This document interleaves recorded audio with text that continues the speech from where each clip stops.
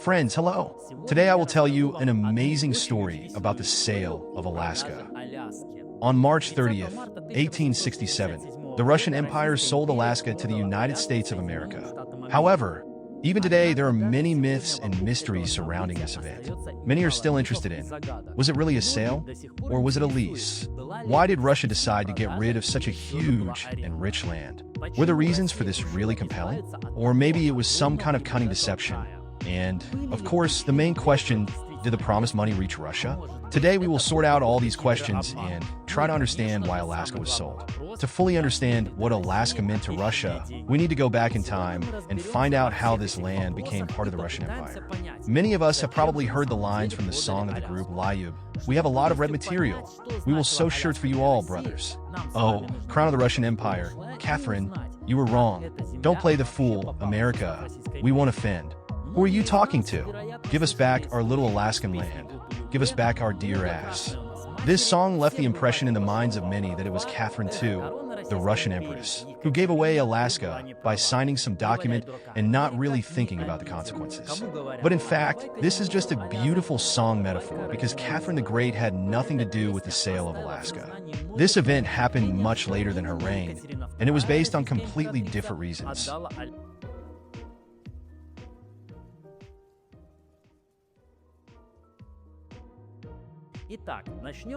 So, let's start with what is Alaska? In the language of the native Aleuts, the name Alaska means big land. And indeed, it is a vast territory of impressive size. For example, Kodiak Island, located off the coast of Alaska, is the second largest island in the United States, second only to Hawaii. The total length of the archipelago reaches about 1,700 kilometers, which gives it a majestic appearance. Alaska is washed by two oceans at once, the Arctic and Pacific, and the continental part is a peninsula 700 kilometers long. Geographically, Alaska is distinguished by the diversity of the landscape. It is a mountainous country with many volcanoes, and there are more of them in Alaska than in the rest of the United States. Unique natural species live here, and the harsh beauty of these places attracts adventurers and explorers. But what attracted Russian pioneers and explorers to these cold and hard-to-reach lands? First of all, the indigenous peoples lived here, the Aleuts, Eskimos, and Indians. They were engaged in traditional trades, such as hunting and fishing. The local waters are abundant with fish, from salmon to cod and herring, which attracted the attention of Russians who wanted to develop new natural resources. Fur trade was especially important. Local residents hunted fur seals, sea lions, seals, and sea otters. By the way, sea otters are special animals that are worth talking about separately. Thanks to their thick and soft fur, sea otters were highly valued on the world market, and their production became one of the main sources of income for the first Russian settlers in this region. To understand the scale of Alaska, I will give one more fact. Glaciers here occupy an area of 41,440 square kilometers, which is approximately the same as the territory of the whole of Holland.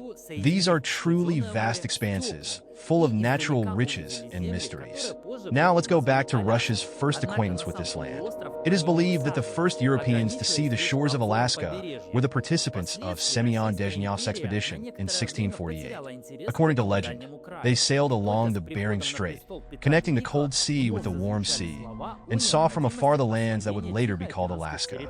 However, they did not land on the peninsula itself, limiting themselves to just a survey of the coast. Subsequently, the Russian Empire lost interest in this distant land for some time, and only with the accession of Peter the Great to the throne did words about the need to develop the Pacific territories begin to sound again. Peter the Great was known for his passion for research and development of new territories. He sought to strengthen Russia's position in the Far East, and it was on his orders that the Bering expedition was organized, the purpose of which was to explore uncharted regions in the east. Bering's expedition followed the same route as Semyon Dezhnyov, but due to poor visibility, they were unable to see the outlines of the North American continent. Russian explorers later returned to this goal and were finally able to gain a foothold in Alaska. In 1732, a new expedition was sent out which reached the shores of Alaska for the first time. Under the command of Mikhail Gvozdes, a ship called St. Gabriel sailed along the Bering Strait and reached the territory where the Russians first set foot on Alaskan soil. From that moment on, Alaska was officially considered part of the lands under the protection of the Russian crown. After the first Russian expedition returned to Russia, and its participant Fyodorov soon died, interest in Alaska temporarily waned. But in 1741, a new expedition was organized under the leadership of Vitus Bering, which again set off for those unknown lands. This time they reached the Aleutian Ridge, where Bering and his crew first saw the indigenous population of these places, the Aleuts, Eskimos, and Indians. They were mostly peaceful tribes, poorly armed, and the Russians gradually began to establish contacts and develop the territory. As often happens with new lands, the first to arrive were merchants and adventurers, people always ready to take risks for the sake of wealth and new opportunities. Alaska seemed to be a real treasure trove of natural resources. Furs and fish were here in abundance, and soon the development of these riches began. Furs, especially the fur of sea otters and other sea animals, could be sold on the mainland of the Russian Empire at a good profit, which attracted even more enterprising people.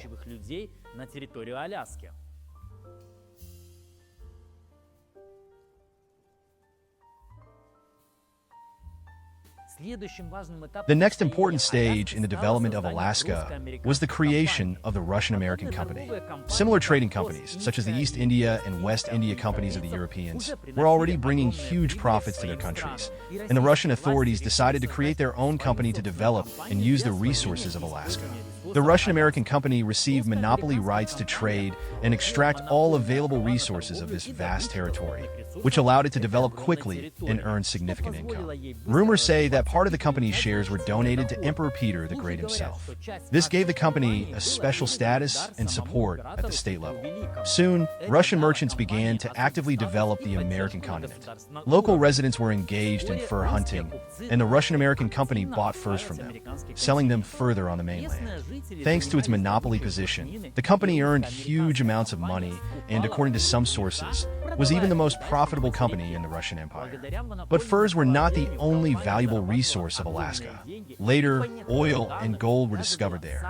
True, at that time, oil was not used as widely as it is today. It was used only as a medicine. And the gold rush would begin much later, after Alaska ceased to be part of Russia. Nevertheless, Russia gradually expanded its presence on the American continent, moving further and further south. One of the first Russian strongholds on the new lands was Fort Rumiantsev, later renamed Fort Ross.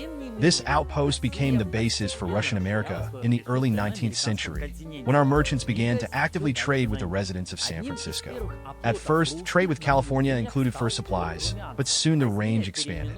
The Russians began to export whalebone and whale oil, as well as ice, which was mined in Alaska. Ice was in demand at that time, as it was used to store food in restaurants and at home in the summer. Ice cubes cut from Alaskan waters were transported to California, where they were sold at a good price. In turn, all the necessary goods for the colonists were brought from California to Alaska, from gunpowder and cartridges to food, which simply did not exist in the cold climate of Alaska. The Russian colonists were actively settling down, and their settlement system in Alaska was developing and strengthening. By 1808, Fort Rumiantsev was securely equipped, and by 1853, the first Alaskan steamship was launched in Novoarkhangelsk, completely assembled from local materials, without any parts brought from Russia. This symbolized the independence and ability of the Russian colonists to arrange a full life in the distant northern land. The Russian Orthodox Church did not lag behind, actively developing missionary work in Alaska, spreading Christianity among the local population. Overall, the Russian colonists were doing quite well, thanks to the efficient work of the Russian-American Company. This company was made possible by the efforts of two outstanding individuals, Alexander Baranov and Grigory Shelikov. These entrepreneurs were among the first to believe in the prospects of Alaska, and in fact, they became the founders of the most successful company of that time in Russia, organizing this entire profitable business. However, not everything was so smooth. Conflicts often arose with local Indian tribes, which was due to economic and cultural differences. The Indians, in particular, were unhappy with the prices that the Russians set for furs.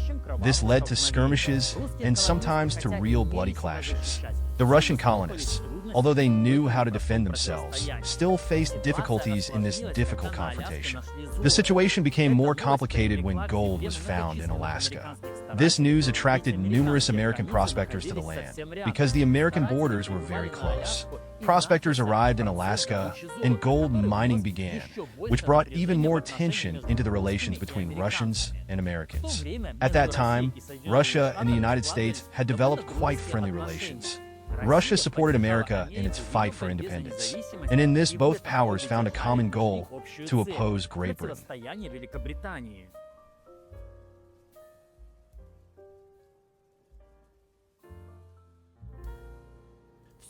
Everything was going well, and life in Alaska was in full swing.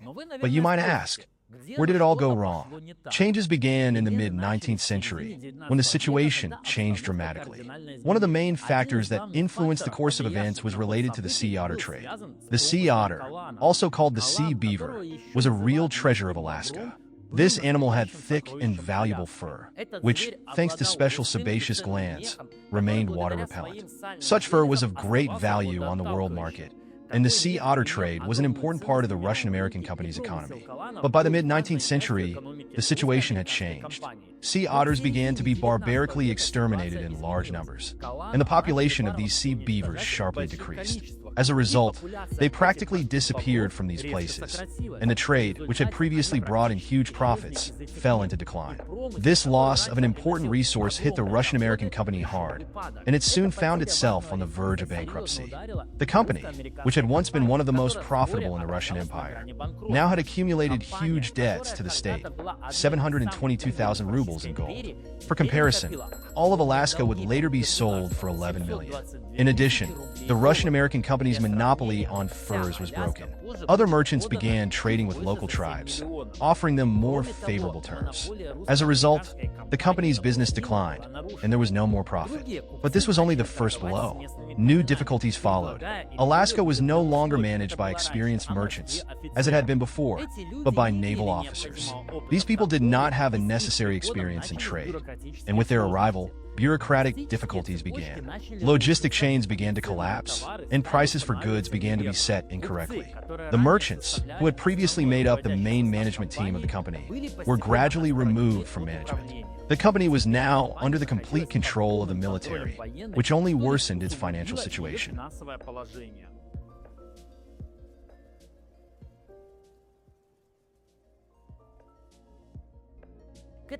By this time, the Russian Empire had begun to expand its territories in the Far East.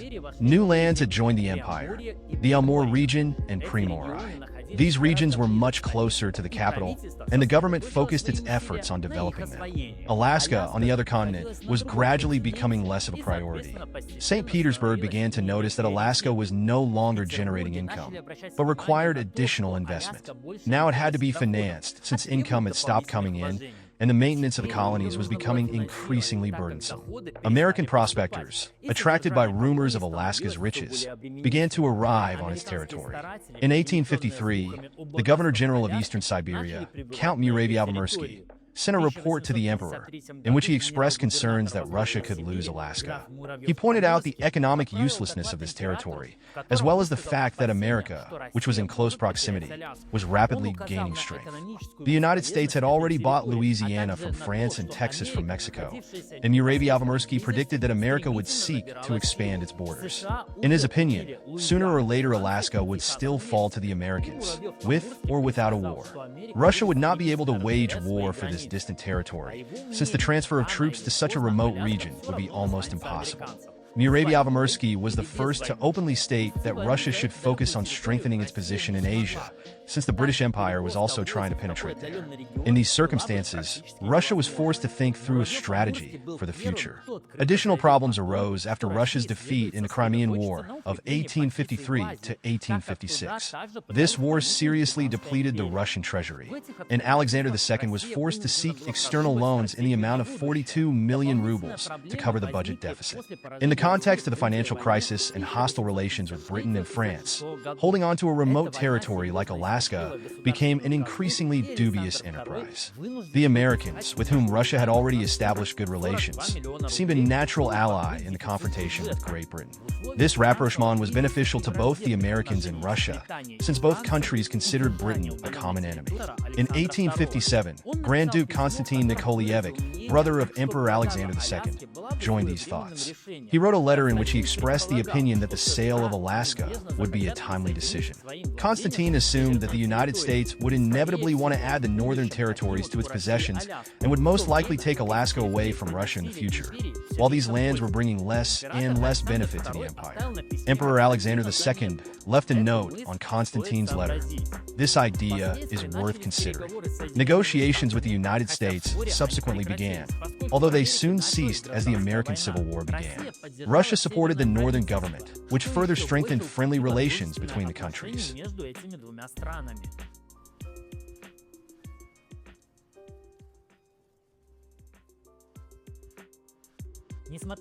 Despite the military conflicts, other problems began to arise in Alaska.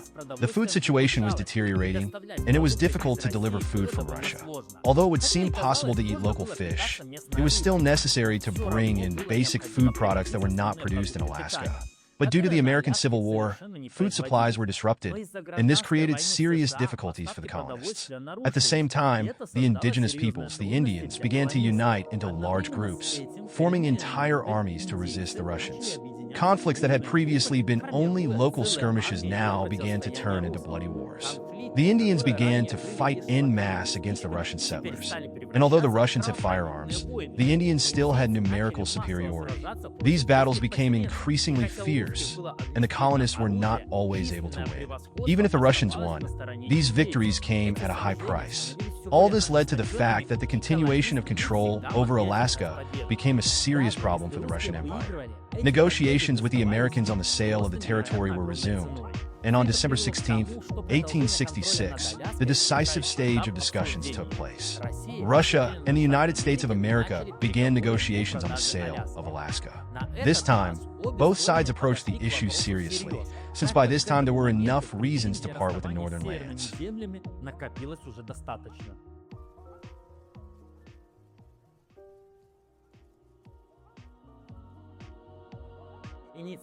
The initiator of these negotiations on the Russian side was Grand Duke Konstantin Nikolaevich, who supported the idea of getting rid of the burdensome territory. The negotiations proceeded quite quickly, since the interest in the deal was mutual. The Americans wanted to expand their possessions, and Russia sought to reduce its losses and focus on more priority regions.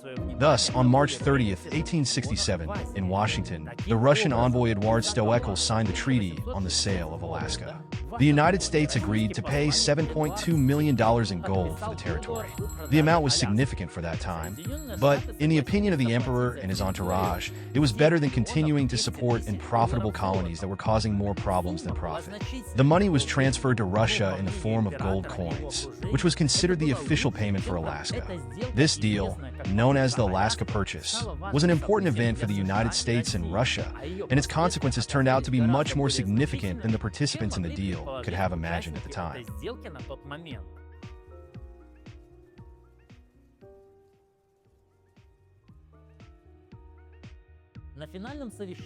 The final meeting on the Alaska issue brought together the most influential people in the Russian Empire.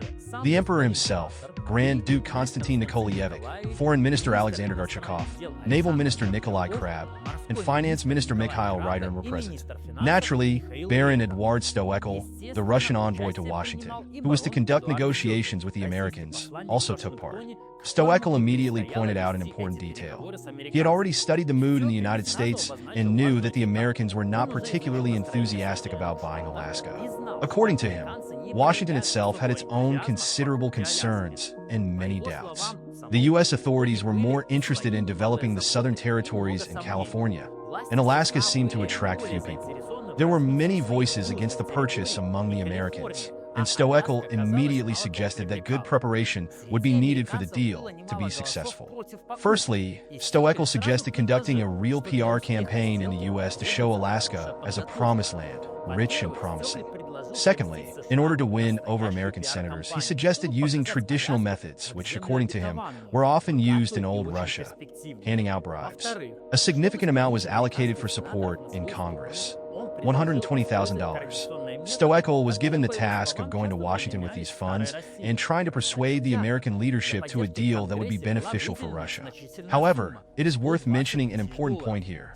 Why did America want to acquire new lands? The fact is that the so-called Monroe Doctrine already existed. This doctrine directly stated that the Western Hemisphere should not be an object of colonization for European powers.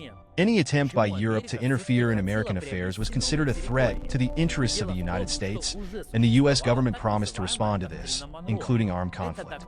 The Monroe Doctrine became the basis of U.S. foreign policy, and against its background, the Americans could view the purchase of Alaska as a logical expansion of their possessions. Thus, both the Russian side and the Americans understood that the United States might want to acquire Alaska in the future. Grand Duke Konstantin Nikolaevich and Count Muraviov-Amursky foresaw the development of events and supported the sale, based on their strategic calculations. Edward Stoeckel went to Washington to conclude a deal at a price of $5 million. The amount, of course, seemed large, but it could not be called excessive. For comparison, the Americans bought 12 southern states together with Louisiana from France for $15 million, and California from Mexico was also purchased for $15 million. $5 million for Alaska seemed quite reasonable. Nevertheless, American society and the press received the news of a possible purchase ambiguously. For example, the New York Herald, discussing this deal, wrote that the acquisition of Alaska threatened America only by the fact that it would include 50,000 Eskimos, whose main food was seal fat. This derogatory attitude reflected the attitude of part of American society towards the northern lands, which were not considered particularly valuable at the time. However, Stoeckel worked hard to implement his plans. In addition to handing out bribes, he coordinated with the press, trying to convince Americans of the benefits of the purchase. He also enlisted the support of U.S. Secretary of State William Seward, who turned out to be his ally and was determined to successfully complete the deal. Despite criticism in the press and skepticism, they continued to move forward. At that time, Captain Fox, a representative of the U.S. Congress, arrived in St. Petersburg. He expressed gratitude to the Russian Empire for the assistance it provided to the U.S. federal government during the Civil War. This visit strengthened the friendly relations between the countries, which certainly played a role in the negotiations. Another interesting fact, Russia tried to offer Alaska not only to the United States. According to some sources, there were ideas to sell the territory to the Grand Duchy of Luxembourg. The offer was made, perhaps, to create the appearance of competition and increase interest from the Americans. Although this is most likely just a myth, some historians believe that it was advantageous for Russia to show the Americans that there were other possible buyers. Thus, Stoeckel set the starting price at $5 million, and the negotiations began. U.S. President Andrew Johnson, although not against the deal, was critical of it because the American press was increasingly reporting negative reviews about the purchase.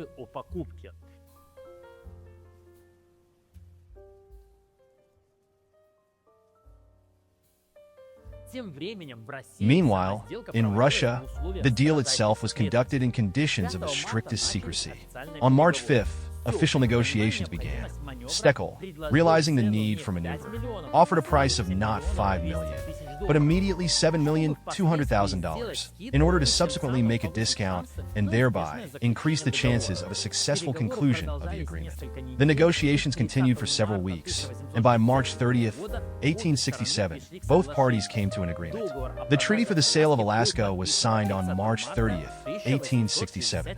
So, what did the Americans get as a result of this historic deal? All the purchased territories included lands from the meridian of 141 degrees west of Greenwich and extended to the west, including a long coastal strip 10 miles wide south of Alaska along the west coast of British Columbia.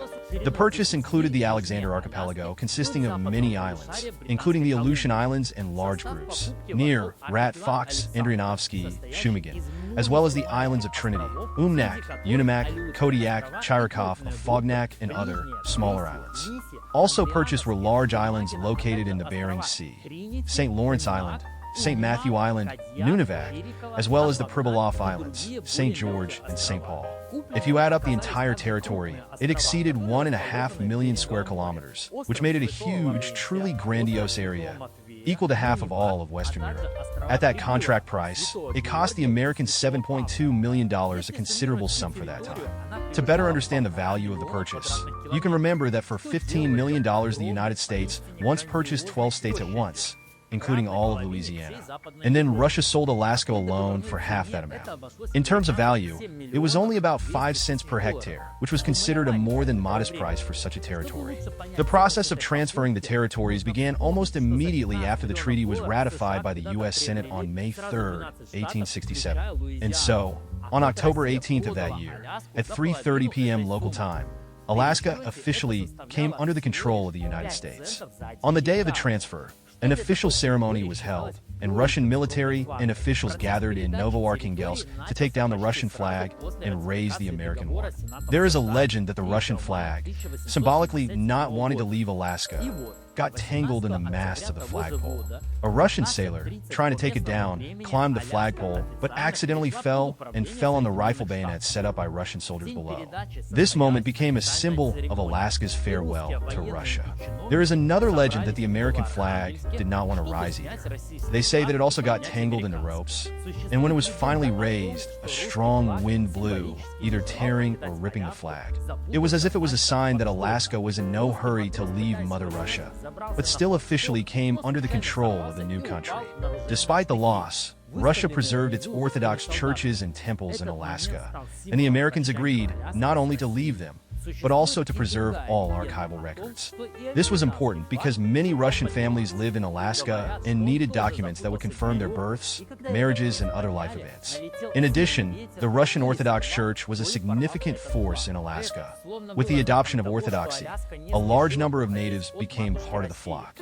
When American troops entered the city of Sitka, General Jefferson Davis ordered the Russians to leave their homes. Also, according to some accounts, American soldiers looted the cathedral of the Archangel Michael and some houses and shops. The payment for the acquired lands was transferred to the Russian envoy Baron Eduard Stekel on August 1, 1866, several months after the deal was concluded. Attitudes towards the purchase of Alaska in the United States itself were mixed. Many Americans were against it, believing that the money had been wasted. The newspapers discussed the advantages and disadvantages of the deal, and there was no unity among politicians either. Some supported the acquisition of new lands, but many criticized the purchase, considering it useless. The press was especially caustic and poignant, joking about the senseless Alaska, where, according to them, there would be nothing but cold and Eskimos living on seal fat. Even high-ranking officials believed that the purchased territory would not bring any benefits.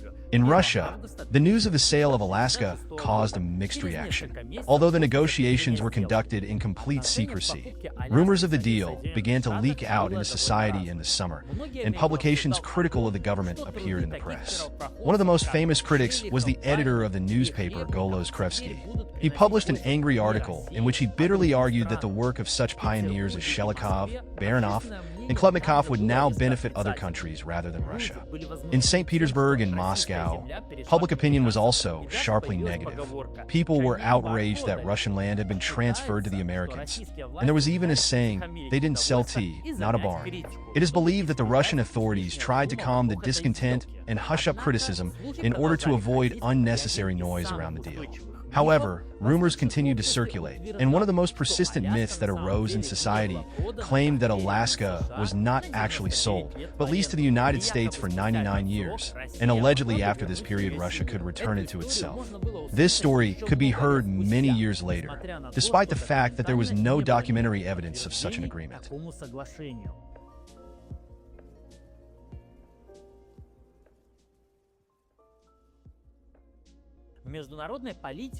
In international politics, the acquisition of Alaska significantly strengthened the position of the United States and enhanced its reputation. The deal caused considerable surprise in England and France, and the English press accused Russia and the United States of conspiring against Britain. The front pages of newspapers carried headlines about a conspiracy between the two powers against the crown. Immediately after the Alaska deal, many rumors and legends arose about where the money went. One of the most popular rumors was that Russia never saw those $7.2 million. According to one version, a significant part of the amount, $120,000 or even $200,000, was spent by Baron Edward Stoeckel on bribes for American senators to convince them to support the deal. It was even said that Stoeckel appropriated some of the money. But the most interesting part begins further. According to the legend, the remaining funds were sent to Great Britain. The money was allegedly exchanged for gold in an English bank, which was then loaded onto a ship called the Orkney. The story goes that this ship, loaded with gold, left an English port and headed for St. Petersburg. However, during the voyage, a misfortune occurred. The ship suddenly exploded and sank. According to this legend, almost the entire crew died. About 50 sailors were killed, another 100 were seriously injured. The only survivor was an American named William Thompson. According to rumors, this Thompson was responsible for the explosion. Allegedly, he planted explosives on board, but during an attempt to arrest him, he blew himself up and soon died of blood poisoning. According to this version, all the gold went to the bottom with the ship. Although this story seems like a myth, it was passed from mouth to mouth for a long time, creating the impression that the money for Alaska never reached Russia. In fact, it is known that $120,000 were actually spent on bribing American senators and baiting the press as planned. The rest of the amount, according to records, went to the Treasury. With those $7 million, which at that rate was equal to 11,362,000 rubles, Russia purchased equipment for the construction of railways. These funds were invested in the construction of new tracks and the development of the railway bed. The money from the sale of Alaska went to the development of the Kursk-Kiev Road, the Ryazan-Kozlovskaya, and Moscow-Ryazan roads. So if you drive along these routes now, you can say that it was the money received for Alaska that was used to build the first railways. What did these 11 million rubles represent in the scale of the Russian budget? For the treasury of that time, the amount was not so significant. The total budget of Russia was about 400 million rubles, and the money received for Alaska did not cover even a tenth of the state needs. At that time, the Russian treasury was in deficit, and to cover expenses, the government tried to borrow 45 million rubles. Against this background, the income from Alaska really looked like a drop in the ocean. As for Alaska itself, soon after its transfer to the United States, it began to bring new profits to its new owners.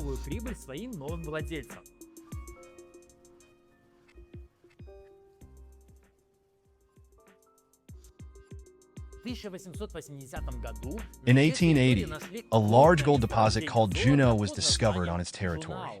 At the beginning of the 20th century, other, even richer deposits were discovered, which marked the beginning of the famous gold rush in Alaska, which was later described in Jack London's novels. Gold was mined in Alaska in huge quantities, and by the mid-1880s, almost 1,000 tons of this precious metal were mined on its territory. Over time, the Americans discovered other natural resources.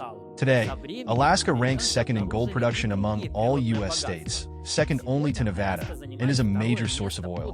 Gas deposits were found in its vast expanses, and the Red Oak mine in northern Alaska produces 10% of the world's zinc. According to research by the 1920s, income from Alaska amounted to about $200 million, and the United States spent only $7.2 million on its purchase in 1867. From today's perspective, it is easy to speculate on how Russia could have missed out on such riches.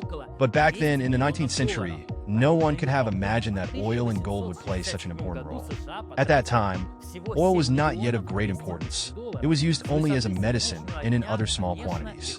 Only with the development of technology did it become a major resource. As for gold, although some finds had already been made in Alaska, large deposits had not been found at that time, and there was no understanding of what benefits these lands could bring in the future. When it comes to the population of Alaska, it is worth noting that even after the sale, descendants of Russian colonists remained on its territory. Of course, many were resettled back to the continent, but according to some sources, about 200 people remained in Alaska. Some historians claim that only 15 of them accepted American citizenship, although the exact numbers remain unknown. Nevertheless, descendants of Russian settlers still live in Alaska and California. The Russian Orthodox Church also remained with them, actively working among the local population and continuing to send missionaries even after the sale of the territory. When the Russian public learned of the deal, the reaction was sharply negative. At first, the negotiations and the conclusion of the agreement were surrounded by secrecy, but later, when rumors leaked to the press, a wave of criticism began. The newspaper Golos, edited by Krevsky, published angry articles, condemning the sale and calling it a defeat for Russia. In Moscow and St. Petersburg, people indignantly discussed the loss of a huge piece of land, and even a popular saying appeared: "They sold tea, not a barn."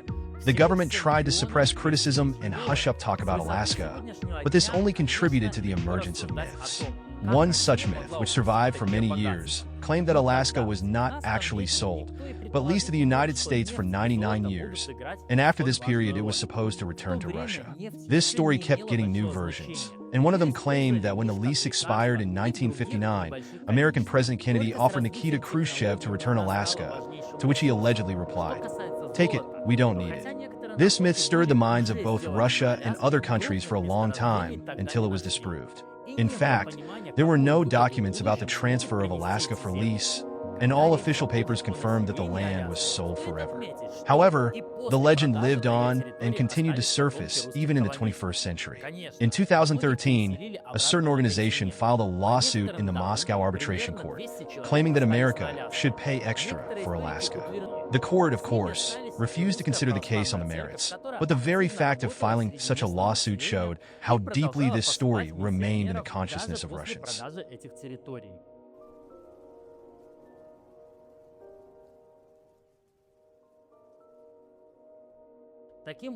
In fact, the reasons for selling Alaska were not connected with any hidden intrigues, but with geopolitical considerations.